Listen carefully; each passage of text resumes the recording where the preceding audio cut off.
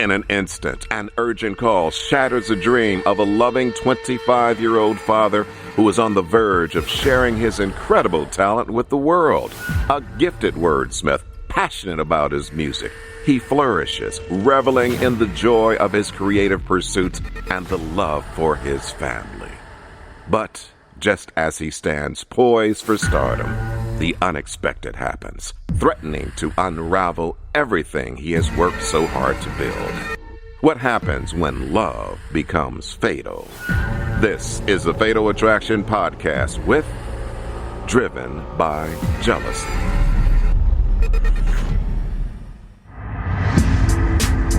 April 24th, 2019. It's Wednesday morning in East Chicago, Indiana, a former steel town just across the Illinois state line.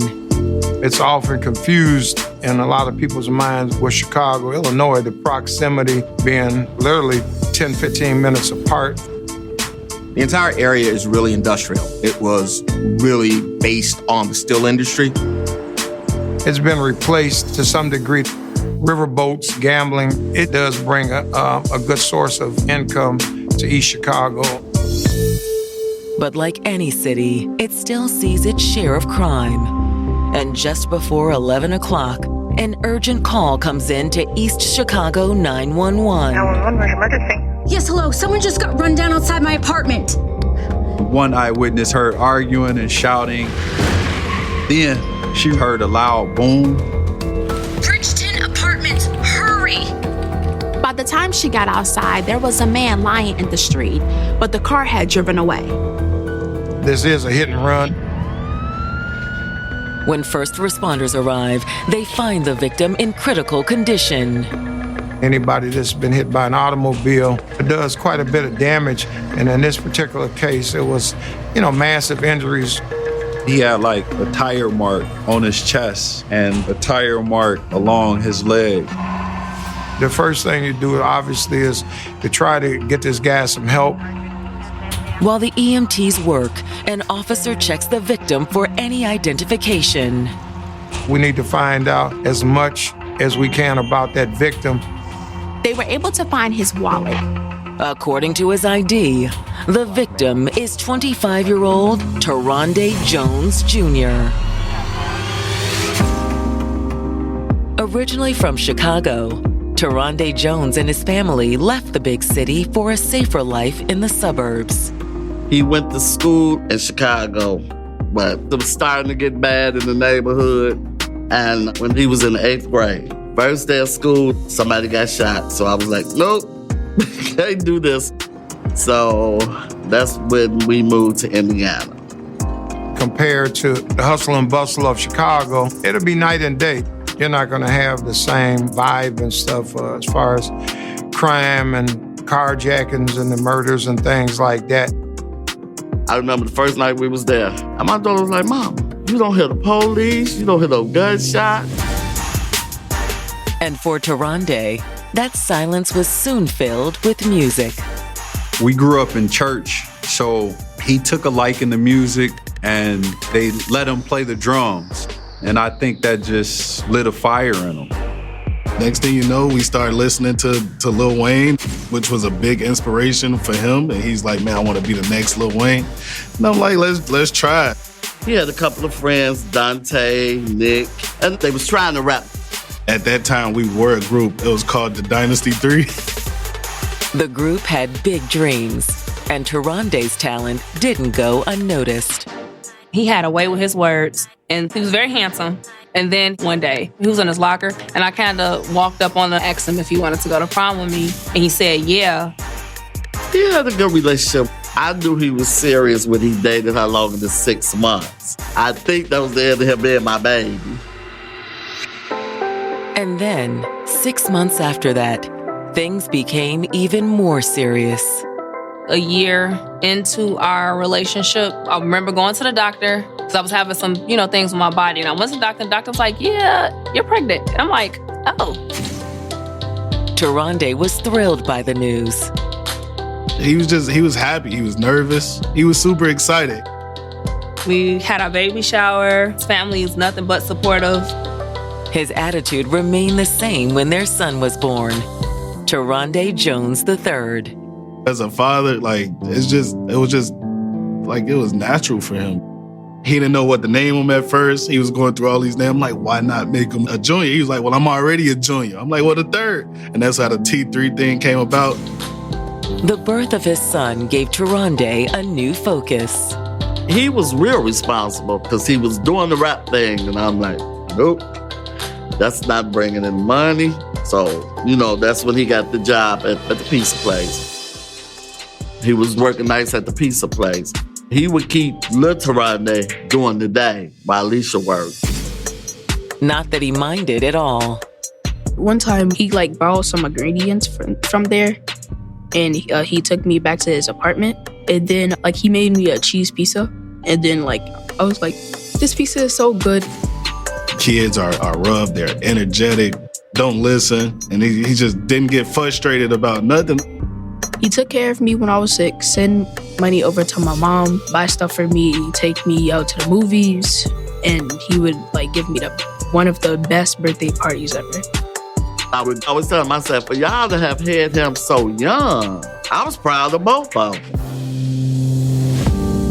But the pressures of parenthood at such a young age proved too much for Terondae and Alicia. They tried to work it out for a little bit, you know what I mean? Our problem was we tried for the baby's sake, opposed to us trying for us. While things didn't work out between them, Alicia and Terondae were still determined to be there for their son. They worked out schedules as far as who had them, and all this was without going through the judicial system. They were able to map this out, get all the wrinkles out amongst themselves, and it was smooth. I was amazed how mature he handled it and how mature they handled it. Their arrangement even survived when Terondae started seeing someone new, an Eastern European immigrant named Katie Lepic. They met because they worked at the same place. She was quiet, she didn't talk, but they made a little connection. And from that small connection, a relationship quickly developed. He got his first apartment with her. That was definitely a happy time of his life, for sure.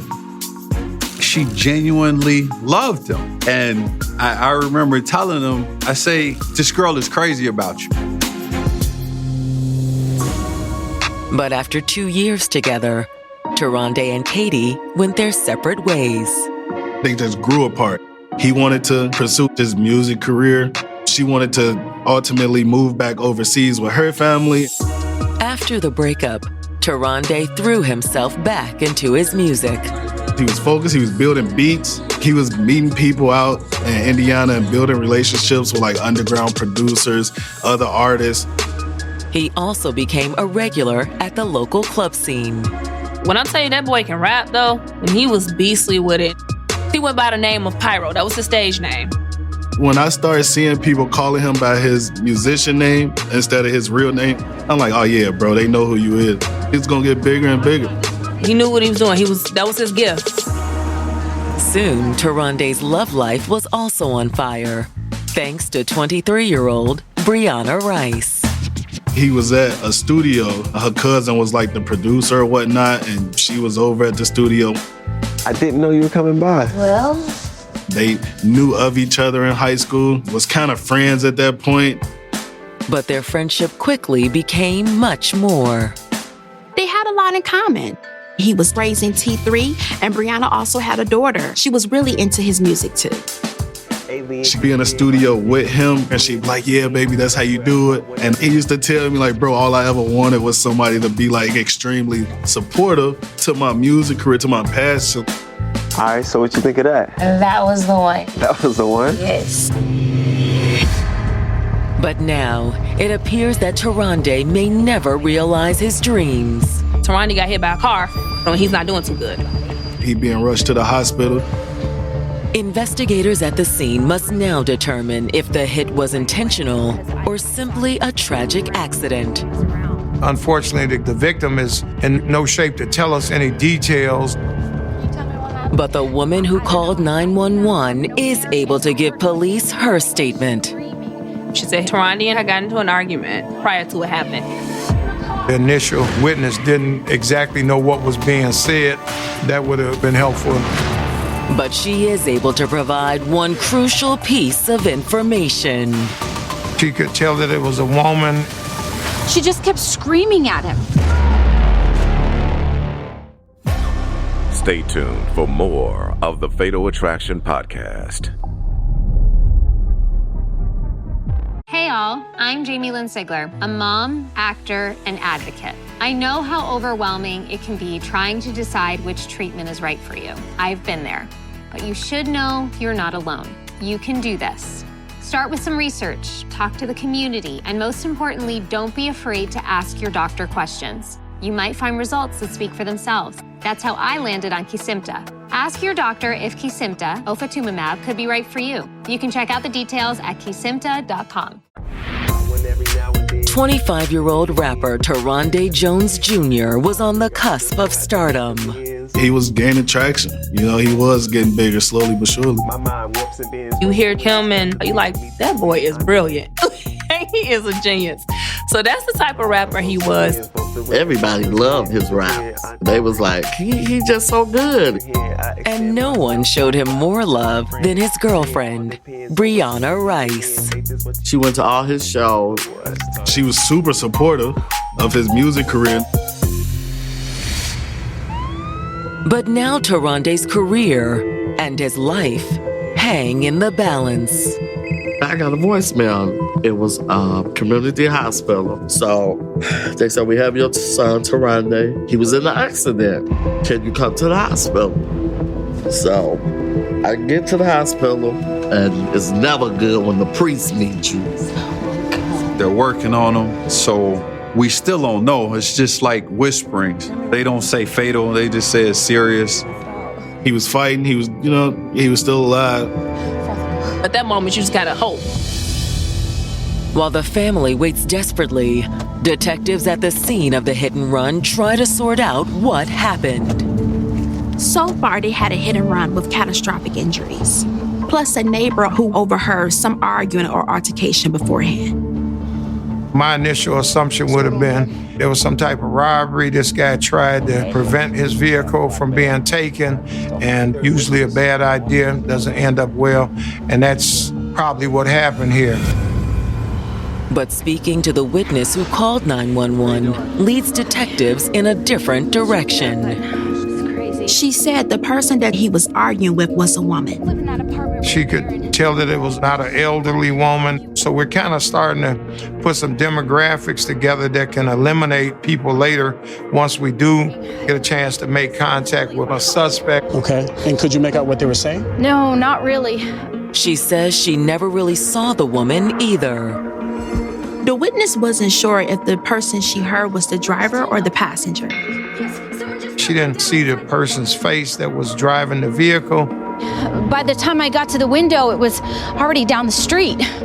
However, the witness is able to give detectives a description of the vehicle. Yeah, it was a gold sedan, Buick, I think. It's very crucial that we got this eyewitness information. Now we know the make, but certainly we know the color of this vehicle. This is a very important piece of evidence that gives us a starting point. Searching the scene yields little additional evidence. Basically, they had some blood on the street, but that was about it. There really wasn't any other physical evidence. However, thanks to the witness's statement, the detectives aren't entirely empty-handed. It wasn't like somebody walking down the street and a car came down and bumped into them. You know, obviously, there was some heated conversation that went on back there, so we can only assume that there was some possibly animosity developing. At this point, they couldn't be sure if the driver intended on running him over. The fact that the person left the scene and didn't render aid, it's going to still be a legal complication, even if it was an accident.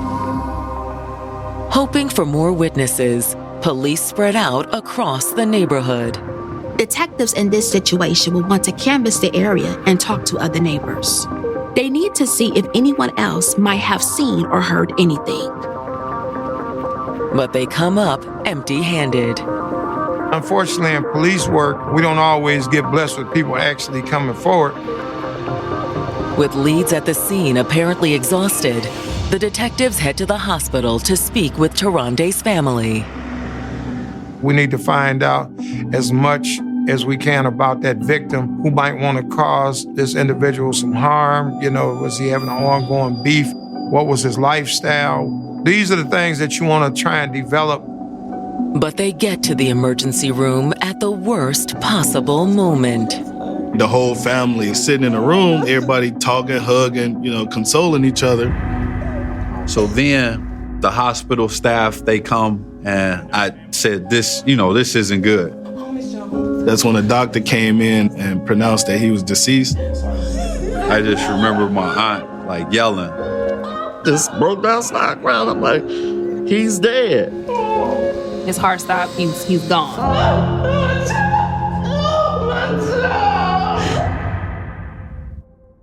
Stay tuned for jaw-dropping revelations. You don't want to miss what's coming up next on the Fatal Attraction Podcast.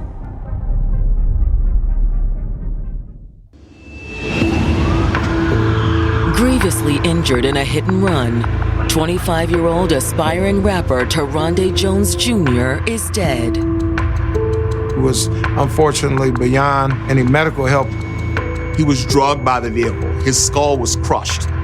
He had internal injuries and skull fractures, multiple skull fractures. I know what my son. It's devastating news for Terondae's friends and family, who've been anxiously waiting outside the ER. Please tell me he okay. Please tell me he coming home to me. Sorry, man. We did everything we could. I remember it like it was yesterday. I broke down. The whole family broke down. Oh my God. I just was like, I don't want to hear it. With the family in no state to talk, detectives hold off on interviewing them. Law enforcement, in this instance, is trying to be respectful to a family who's just lost a loved one. Everybody was just trying to process what had happened. They also need to say goodbye. They let us go back there to see him, and he just didn't look like himself. He has all these tubes and he's bleeding.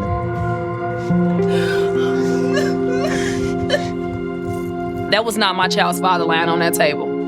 He shouldn't have looked like that. He shouldn't have looked like that. And one thing I do regret is not staying there a little longer. I couldn't. I saw him for 5 seconds and I'm like, no. And I just walked out. I'm like, no, I can't, no. And I just wish I could have just whispered in his ear and let him know, me and your baby is here. Detectives leave the family to grieve and return to the station to begin their homicide investigation. So we got to find out a timeline and where and who this person was with before this happened. We almost have to go backwards in time, if you would.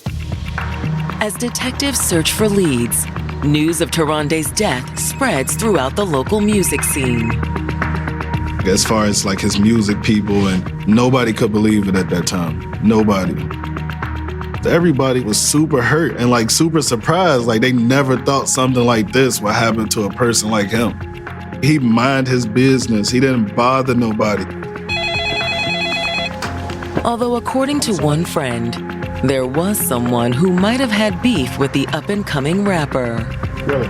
A music promoter who worked with him contacted detectives and suggested they look at his ex, Katie Leppick. Their breakup had been pretty messy. She did have some type of jealousy and was a little concerned about that. She couldn't handle the attention that he was getting from other women, and it seemed like she couldn't let it go. Young, nice-looking guy. Girls gonna holler. But their biggest conflict was over marriage. She wanted to get married, but he was like, nope, I'm still young. I don't want to marry yet. But according to his promoter friend, Terondae also doubted her motives. His concern was because she was a foreigner, get married maybe for a green card. Had their breakup led to bad blood? The witness did say that he was arguing with a woman moments before the hit and run. Thank you.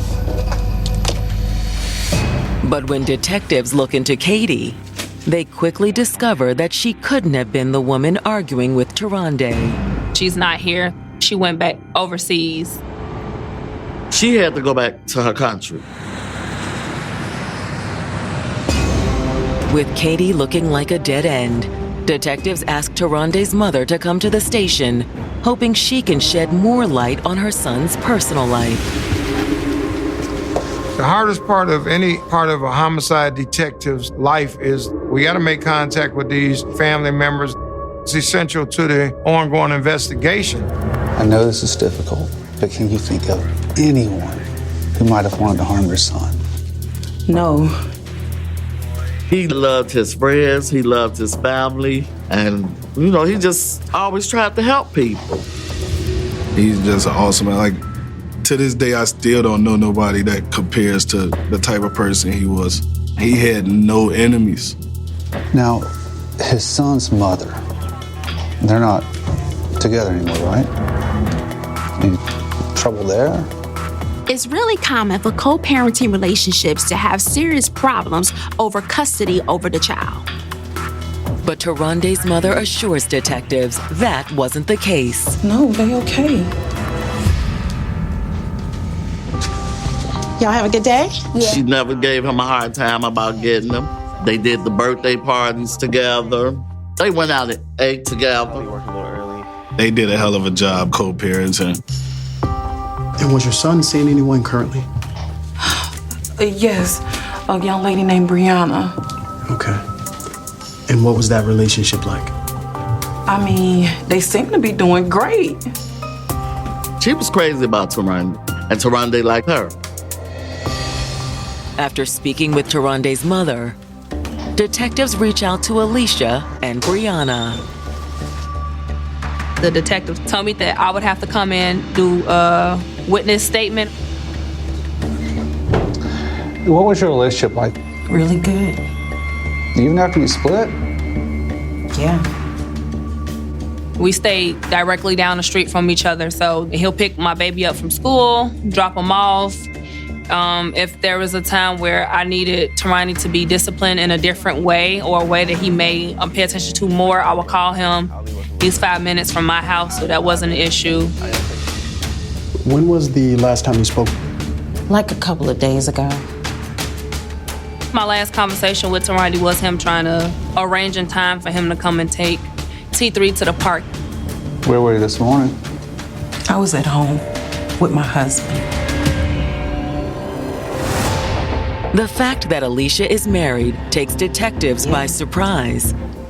But she insists there were no issues between the men. Not at all. My husband is a producer, and Terondae and my husband actually knew each other since they were little.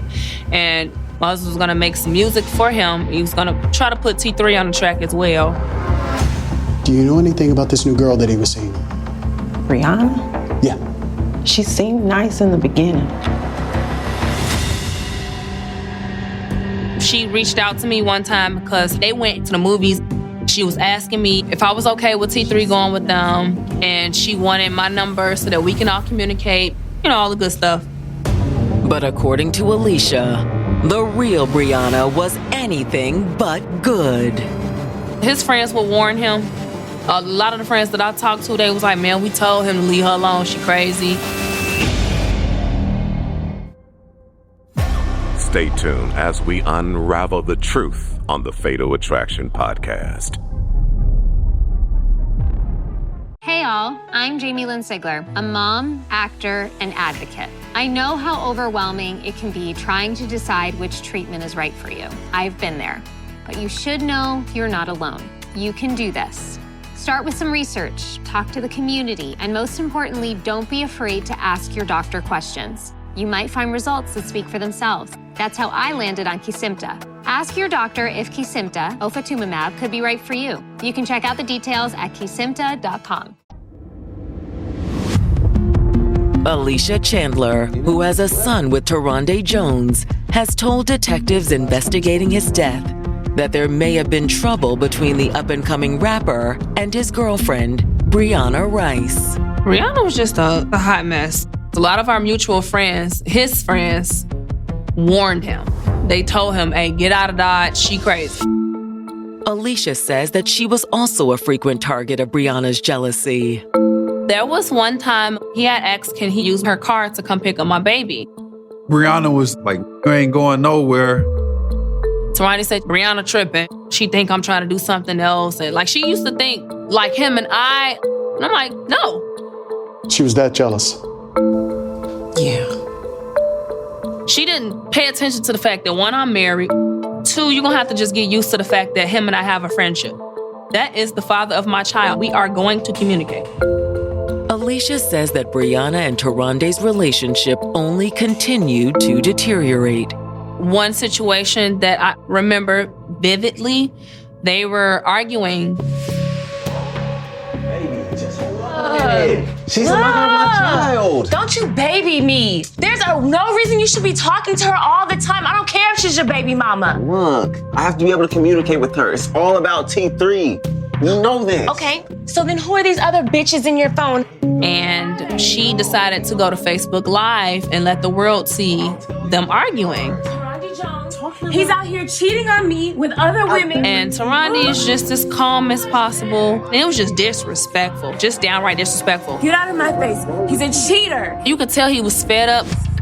In fact, Alicia says that Terondae had told her as much not long afterwards. He was telling me, he was like, man, I want to leave her. Okay, and when was that? A couple of weeks ago, maybe. Had Terondae finally found the courage to break things off with Brianna? And had it cost him his life? Men or women who are in any kind of domestic violence situation, it's dangerous to try to get out if there is not a safety plan in place. We have to remember that domestic violence is not just being struck. It's also mental abuse. Mental abuse where there is some level of control. And I think that there is likely a lot more instances of domestic violence with the male partner as victim than people imagine. You can see those red flags. Okay, we'll be up there. Now eager to talk to Brianna, detectives won't have to wait long. Brianna's here. Okay. Right after they finished speaking with Alicia, Brianna showed up at the station asking to speak with them. And when she sits down with detectives, she makes a shocking confession. She said that she was driving the car. She turned herself in. But she also says there's more to the story. It's not what it looks like. She did admit that, okay, we did have an argument. However, according to Brianna, Terondae was the aggressor. Pull the car over. I'm tired of this. Pull the car over. She's saying that Mr. Jones gets out of the car and basically curses her out. Don't just come back. Oh, you're being stupid. I'm tired of this. I've never seen him like that before. He threatened to kill me. I'm gonna kill you. She said Terondae threw a brick at the car. Then, according to Brianna, he jumped onto the hood. She indicated that she felt real fear because of that. I was just so scared. I just... Brianna admitted that she panicked and hit the gas.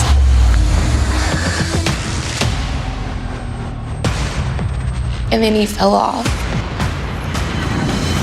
She claimed that she didn't mean to kill him. Stay tuned for more of the Fatal Attraction podcast.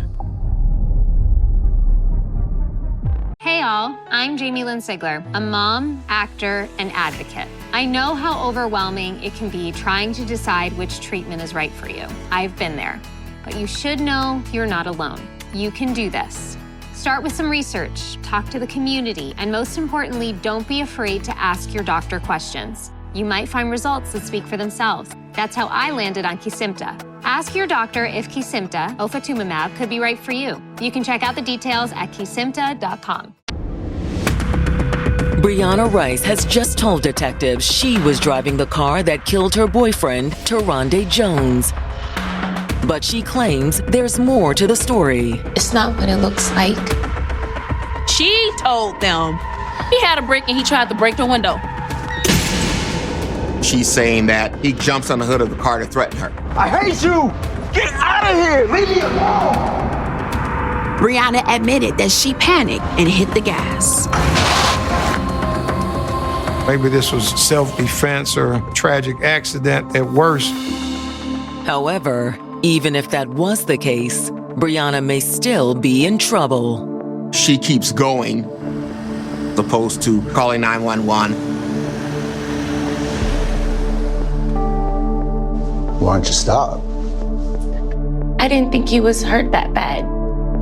She was like, I looked in my rearview mirror and I saw him move his arm.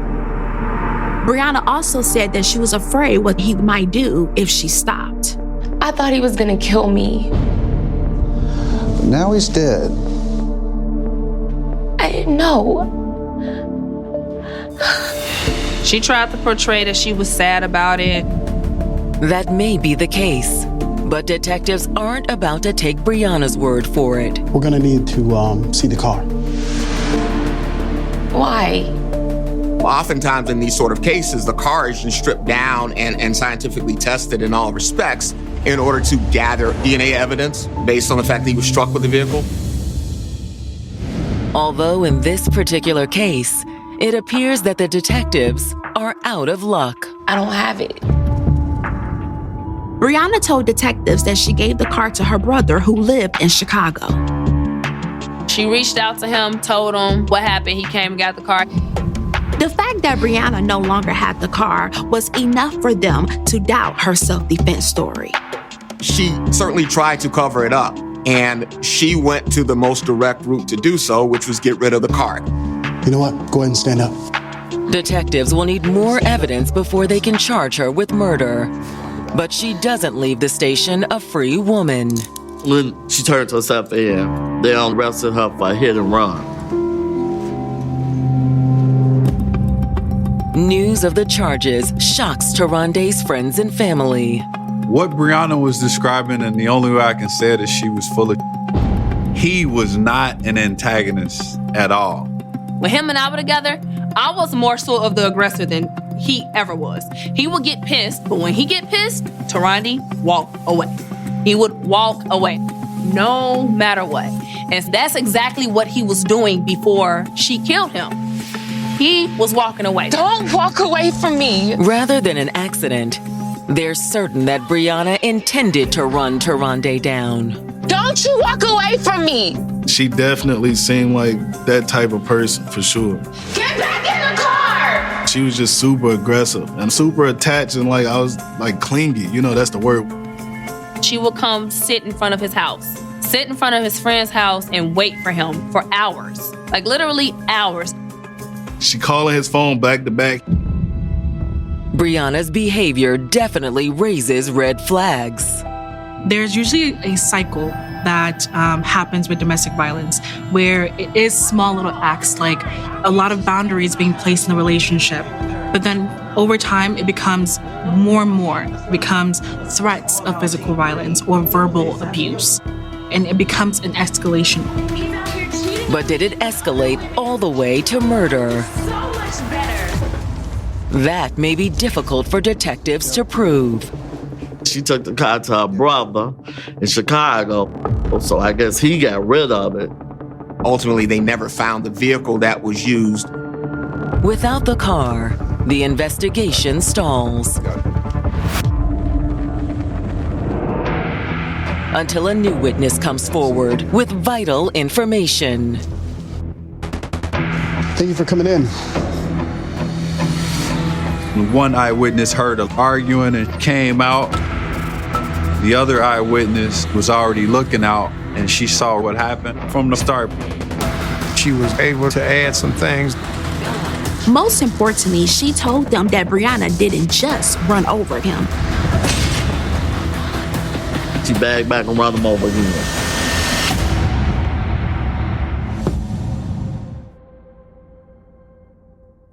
Stay tuned for jaw-dropping revelations. You don't want to miss what's coming up next on the Fatal Attraction Podcast.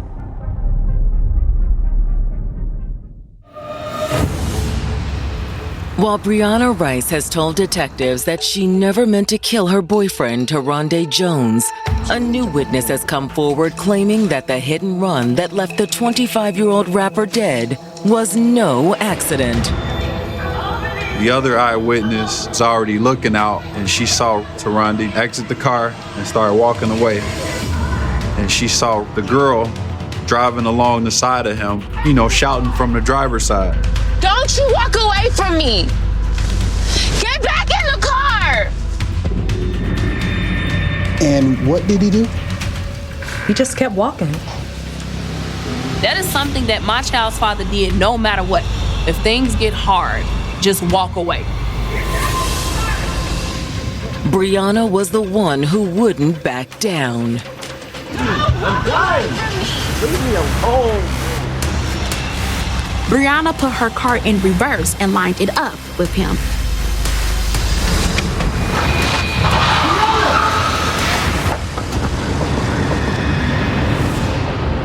She hit him and he went up and then landed on her hood and then she rolled off. She looked through her windshield mirror and looked back and saw him laying on the ground and didn't want to go and check on him. Instead, Brianna had put the car in reverse a second time. And then she rolled over him again. To run over him one time, okay, perhaps she was scared, perhaps it was an accident. But to do it twice, I believe it had to have been, I want this person gone. So he didn't jump on the hood of the car? No, he fell on it when she hit him. Did you see him throw anything at the car? Nope. The fact that that was not corroborated or supported by the witness testimony was really a problem for Ms. Rice. The witness's story leads prosecutors to file a new charge against Brianna. Reversing and driving back over to him equaled first-degree murder. When Brianna stands trial on July 29, 2021, Terondae's loved ones pack the courtroom. When we first came to court, I stared her down. She felt me looking at her. I'm not taking my eyes off you because I want you to look at me and think about the things that you did. According to the prosecution, what Brianna did was purposely end Terondae's life in a fit of rage. The testimony was powerful. They said how she hit him. The prosecution made it very clear that Brianna hit him, not once, but twice. But while the prosecution argues that Terondae's death was a clear case of first-degree murder, the defense sticks to Brianna's original story. She indicated there was this fear of this ongoing domestic violence, although there was no proof of that. It's like, wow, we know this not to be true. It's almost like somebody telling you, that the sky is pink. My child's father has had women prior to Brianna. How come out of all of us, nothing ever happened to us? You got 3-4 girls that can sit here and say the same exact thing about him. Despite that, Brianna's claims may have made a difference in the jury's verdict. They didn't find her guilty of murder. They found her guilty of vehicular manslaughter. Terondae's friends and family are outraged by the verdict. She should have been locked up for murder, but it was manslaughter because they had an argument prior to it happening. It's something they call heat of the moment. When you get hot, you act. And the law allows for that on some level to mitigate intent, which is different from, I'm gonna come find you and run over you if I see you. At Brianna's sentencing, the family is determined to see that she pay the maximum penalty for what she'd done. Like I said, you used the energy to hit him, you could have used that energy to leave him, to move around, let that man be. But because you were so selfish, because you were ignorant, because you were lost in mind, because you were angry, and because you did not love him, you did not care about him, you did not care about his family, You didn't care about his son. You did not care. All you cared about was yourself. And now your child is without her mom. And my baby is without his daddy. And will forever be without his daddy. We only got pictures and videos. That's all we got. Before her sentencing, Brianna does offer an apology, but her words mean little to Terondae's family.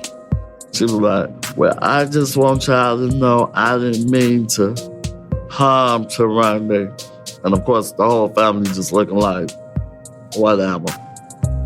Because it wasn't sincere at all. I think the only remorse she had was because she got convicted. Now Brianna will have 20 years and 6 months to think about what she's done. She could have gotten as little as 10 years in the case, but the judge went further than what's typically recommended because the judge believed that this was so heinous. And Terondae's family is focused on preserving his memory and raising the son he left behind. We allow him to live through his son.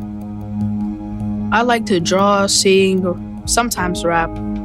You just can't tell T3 anything like you couldn't tell his dad. Sometimes when I keep him, he'd be like, my grandma. He has a lot of his daddy ways, especially his father's facial expressions. He'll make it's a specific face when he's flaring his nose up. And I'm like, oh, you are your father's child. You look just like your daddy. Just like his daddy. And he stand like his dad. Yeah. Yeah. My father, he was like Spider-Man to me. He took care of me and we had a lot of good times.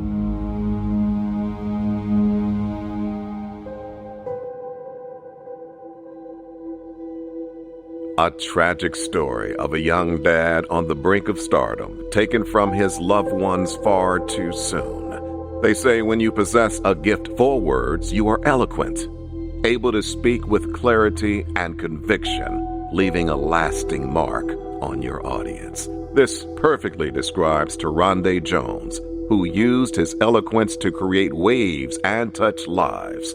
His words and music resonate deeply and will echo into the hearts of those who love him. Though he may no longer be with us, his legacy will continue to inspire and uplift for years to come.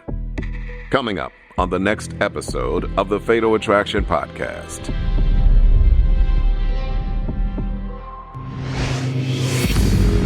He was rebuilding his life after heartbreak.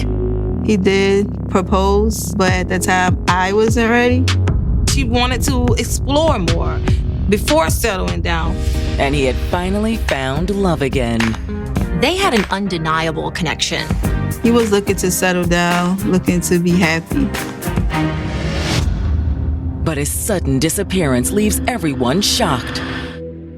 In the charming beach town of Georgetown, South Carolina, a cheerful 32-year-old father disappears, leaving his family and friends deeply worried. What would have caused a loving dad to vanish suddenly? Tune in to the next episode of the Fatal Attraction Podcast. We will see you in the next episode.